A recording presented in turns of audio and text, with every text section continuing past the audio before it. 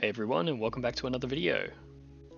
Today we'll be taking a look and unboxing the bootlegged Master Grade Strike Freedom full burst mode. Let's see how it actually looks. A lot of the imagery around the box is generally the same compared to the Bandai kit.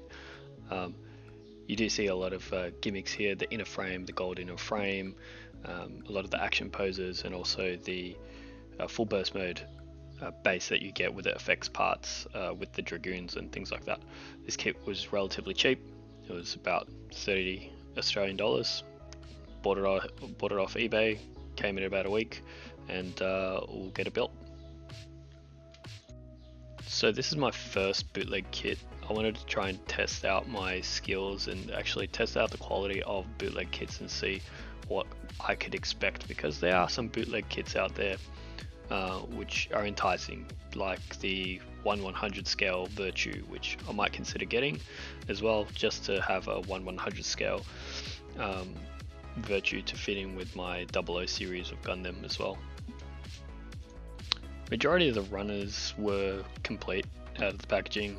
One of the runners were actually opened, so I was pretty concerned about missing an entire runner, but on inspection all the runners were there except for one, which didn't really, I didn't really need it. It was just for one of the action bases that was provided.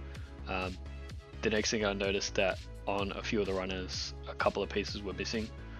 Those particular pieces were crucial to the build, but luckily I found them floating around in the bottom of the box. The quality, look, it's cheap plastic, so that's to be expected. It's a cheap kit as well. There's a lot of things that need to be done modification wise, like flanges, and then all the excess plastic that has seeped through the mold when casting, and also the fact that a lot of the pegs are a little too long, so those need to be trimmed down as well. The plastic itself is very soft.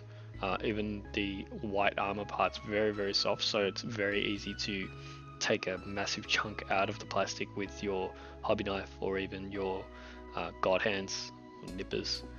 I was using god hands on these, and they were struggling to get a clean cut, and my god hands are pretty new as well.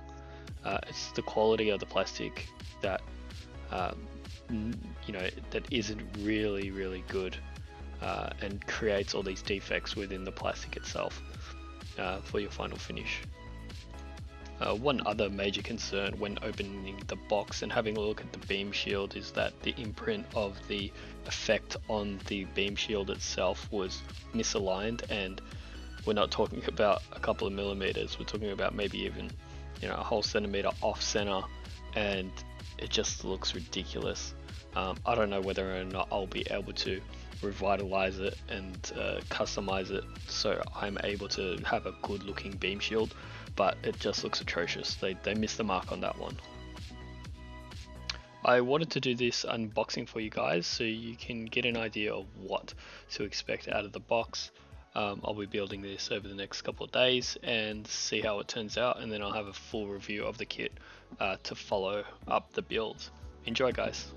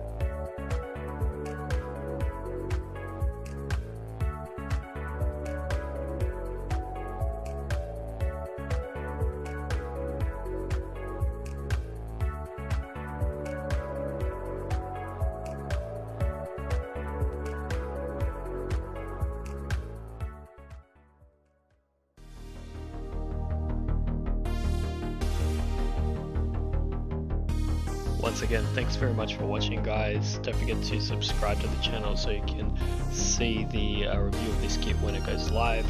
Thanks for your support to the new subscribers and the current subscribers as well, and we'll see you on the next video.